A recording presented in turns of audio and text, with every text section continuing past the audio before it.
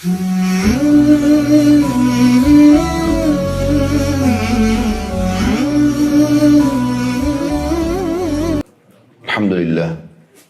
tidak pernah lisan kita berhenti memuji Sang Pencipta Allah. Sebagai seorang muslim kita sangat yakin kalimat la ilaha illallah, la ma'budu bihaqqin illallah. Tidak ada Tuhan, pencipta, pemilik, penguasa yang menghidupkan, yang mematikan, yang menggantikan siang dan malam, baik di langit maupun di bumi, kecuali Allah. Dan Allah telah memudahkan kita agar memenuhi segala kebutuhan kita dengan cara menikmati dan bersyukur atau berterima kasih. Dan kalimat syukur itu diringkaskan di satu kalimat yang semua orang bisa mengucapkan, Alhamdulillah.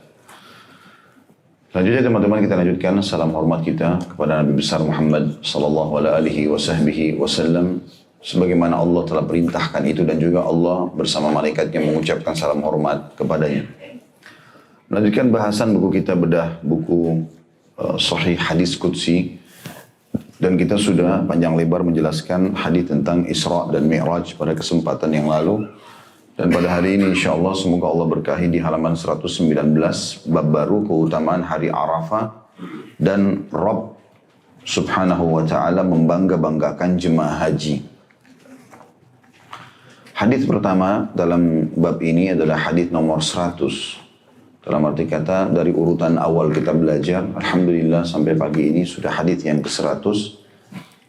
Sahih li ghairihi, maksudnya derajatnya menjadi sahih karena ada riwayat-riwayat lain yang menguatkannya. Ibunda Aisyah radhiyallahu anha berkata, Rasulullah sallallahu alaihi wasallam bersabda, "Ma min yaumin aktsara min an yu'tiqallahu fihi 'abdan minan nari min yaumi Arafah. Wa innahu la yadnu thumma yubahi bihimul malaika fayaqul ma arada haula." Diriwayatkan oleh Imam Muslim. Artinya, tiada satu hari pun yang di dalamnya Allah lebih banyak membebaskan hamba dari neraka dibandingkan hari Arafah.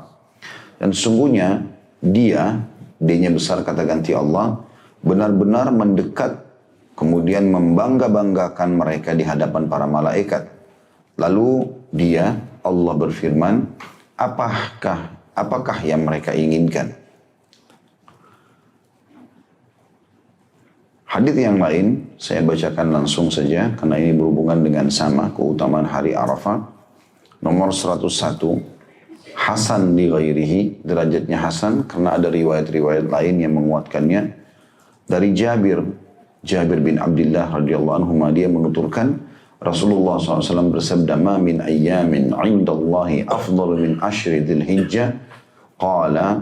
Faqala rajulun ya Rasulullah, "Hunna afdalu au adaduhunna jihadan fi sabilillah. Hunna afdalu am adaduhunna jihadan fi sabilillah." Qala hunna afdalu adadihinna jihadan fi sabilillah. Wa ma min yawmin afdalu indallahi min yawmi Arafah. Yanzilullahu tabaraka wa ta'ala ila as-sama'i dunya fayubahi bi ahli al-ardi ahla as-sama' fayaqul unzuru ila ibadi ja'u syu'than غبرا حاجين جاءوا من كل فج عميق يرجون رحمتي ولم يروا عذابي فلم يرى يوم أكثر عتيقا من النار من يوم عرفة. Artinya, tiada hari di sisi Allah yang lebih utama daripada 10 hari awal bulan Zulhijjah. Maka Jabir radhiyallahu anhu bertanya dan berkata, seseorang bertanya, "Wahai Rasulullah, apakah hari itu lebih utama ataukah banyaknya orang yang berjihad di jalan Allah?" Maka beliau sallallahu alaihi wasallam bersabda, "Hari itu lebih utama daripada banyaknya orang yang berjihad di jalan Allah. Tiada suatu hari yang lebih utama di sisi Allah daripada hari Arafah. Allah yang maha suci lagi maha tinggi turun ke langit dunia, lalu membangga-banggakan penduduk bumi kepada penduduk langit. Allah berfirman, lihatlah hamba-hambaku, mereka datang dengan rambut kusut dan berdebu untuk berhaji. Mereka datang dari seluruh penjuru yang terjauh karena mengharapkan rahmatku, padahal mereka tidak melihat azabku. Tidak ada suatu hari yang lebih banyak yang dibebaskan, yang lebih banyak orang dibebaskan dari neraka dibandingkan hari Arafah. Hadis ini riwayat Ibnu Hibban. Sekaligus saya baca hadis yang ketiga, karena ini ada 3 hadis dalam bab kita. Nomor 102, sahih li ghairihi. Dia menjadi sahih karena dia terbantukan dengan riwayat yang lain. Dari Abu Hurairah radhiyallahu anhu dari Rasulullah sallallahu alaihi wasallam, beliau bersabda, "Inna Allah yubahi bi ahli Arafatin malaikatis sama, fayaqul unzuru ila ibadi ja'uni syu'than gubra." Sesungguhnya Allah membangga-banggakan jemaah yang berada di Arafah kepada para malaikat di langit. Saya berfirman, lihatlah hamba-hambaku, mereka mendatangiku dengan rambut kusut dan berdebu. Dari hadis-hadis ini teman-teman, berarti ada bahasan tentang masalah haji. Dan haji adalah salah satu dari rukun Islam. Kita sekarang coba penjelasannya, dan kita akan ambil nanti poin-poin pelajarannya, insya Allah. Haji adalah salah satu dari rukun Islam dan masuk dari bagian yang ketiga dari 5 rukun Islam itu. Jadi bagian pertama adalah wajib tidak ada toleransi. Syahadat dan sholat. Kalau orang merusak ini, maka bisa sampai ke tingkat kufur. Merusak syahadatnya misalnya dengan kesyirikan, dengan kekufuran, dengan murtad. Kemudian sholat, orang yang meninggalkan secara jah dan bangkang, tidak ada sholat itu maka kufur. Yang kedua, wajib juga tetapi masih bisa diganti di hari lain bagi orang yang punya uzur, yaitu puasa Ramadan. Sebagaimana kita tahu orang musafir, haid, nifas, sakit, dan segala macam. Dan yang ketiga ini yang jadi saksi bahasan kita, rukun Islam yang wajib tapi hanya bagi yang mampu. Banyak orang terkurung dengan kalimat bagi yang mampu. Jadi mereka selalu berpikir, oh saya belum mampu. Jadi tidak usah berpikir masalah zakat dan haji. Dan ini keliru. Sebagian ulama mengatakan justru ini tanda kutip cobaan dari Allah Subhanahu wa taala. Mau enggak hamba itu meniatkan dan berusaha untuk zakat? Kalau dia hari ini seorang yang mustahik menerima zakat, maka dia berpindah ke muzaki yang mengeluarkan zakat itu. Begitu juga dengan haji. Kalau selama ini dia cuma menyaksikan jemaah haji jalan di depan mata dia, tetangganya, orang dari kota atau kampungnya, maka sekarang dia berpikir dianya yang berangkat. Kalaupun dia sudah berangkat, dia akan kembangkan bagaimana memberangkatkan orang lain sehingga memang panen pahala dalam masalah ini. Jadi kalimat bagi yang mampu ini berarti bukan sesuatu yang tanda kutip diambil ya atau digunakan sebagai tanda kelemahan kita. Oh saya tidak mampu ya sudah. Gitu. Enggak. Justru ini adalah sebuah tanda kutip tantangan apakah hamba ini mau melakukannya. Karena cukup banyak praktek lapangan pada saat seseorang itu berniat, bertekad.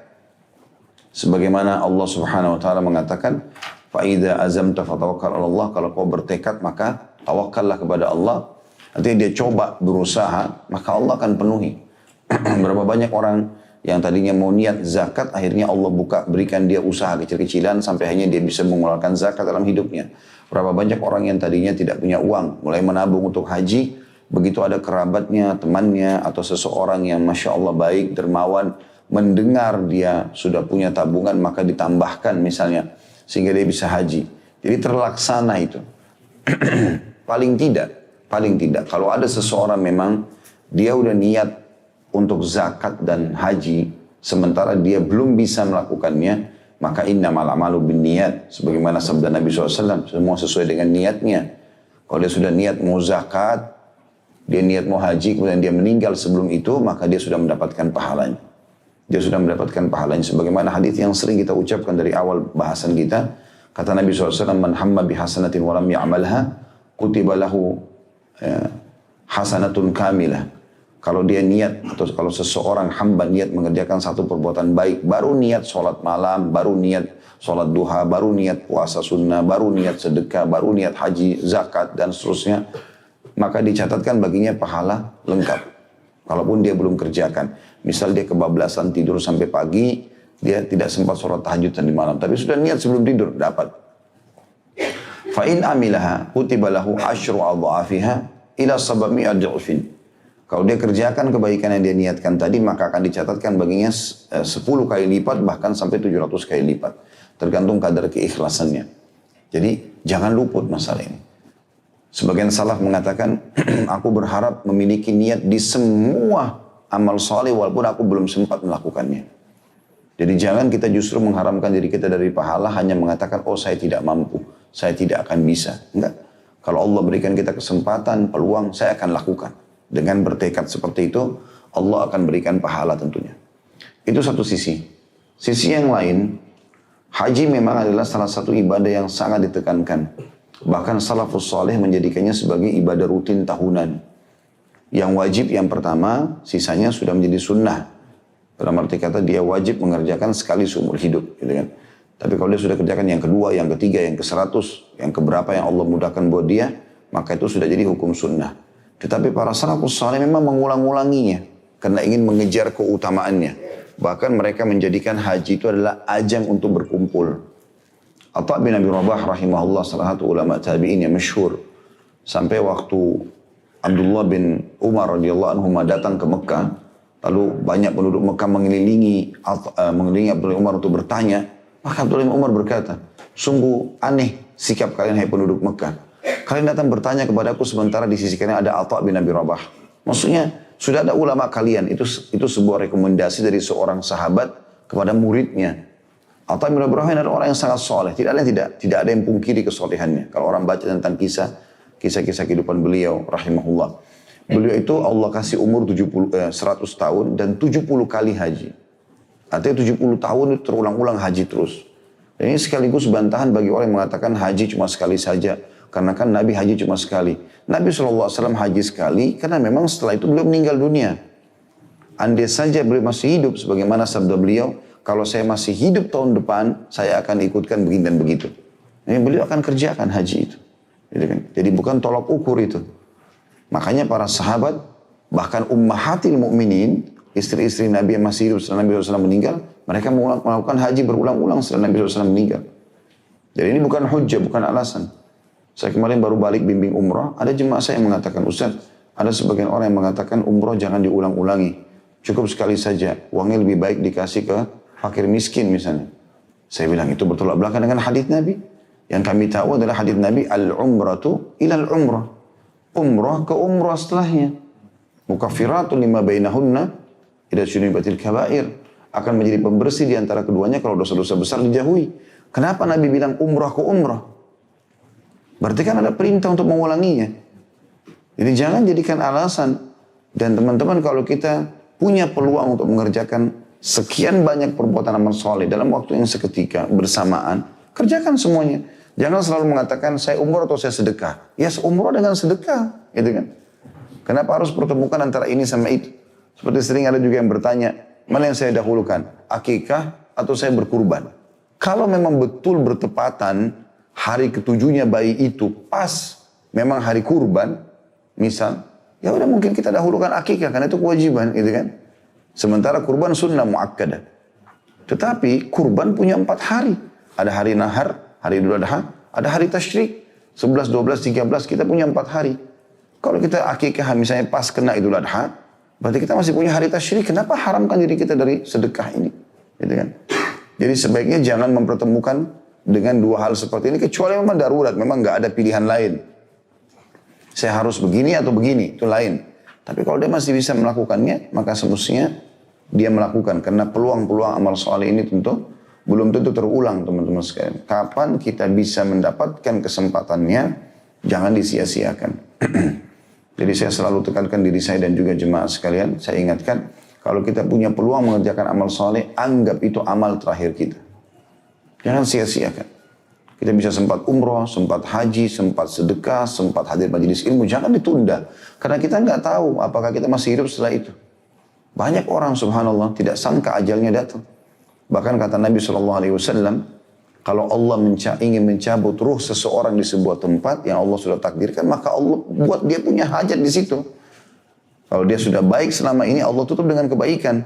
Misalnya dihadiri majelis ilmu, ya dia lagi bersedekah, dia lagi puasa, dia lagi sujud, dia lagi sholat malam, dia lagi tawaf dan seterusnya. Begitu juga dengan orang yang terbiasa dengan amal buruk, Allah tutup hidupnya dengan itu. Dia mabuk, meninggal dalam keadaan mabuk, segala macam tabrakan, berkelahi sama temannya dan segala macam hal seperti itulah.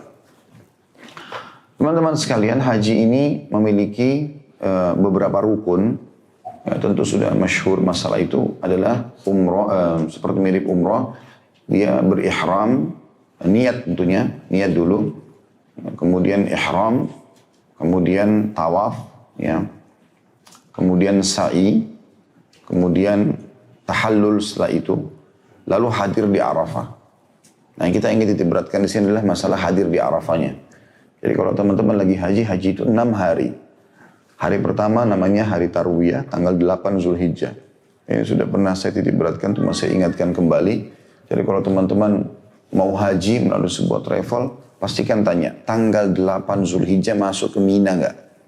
Walaupun ini sunnah ya, tetapi ditekankan sekali untuk hadir, namanya hari Tarwiyah, tanggal 8 Zulhijjah.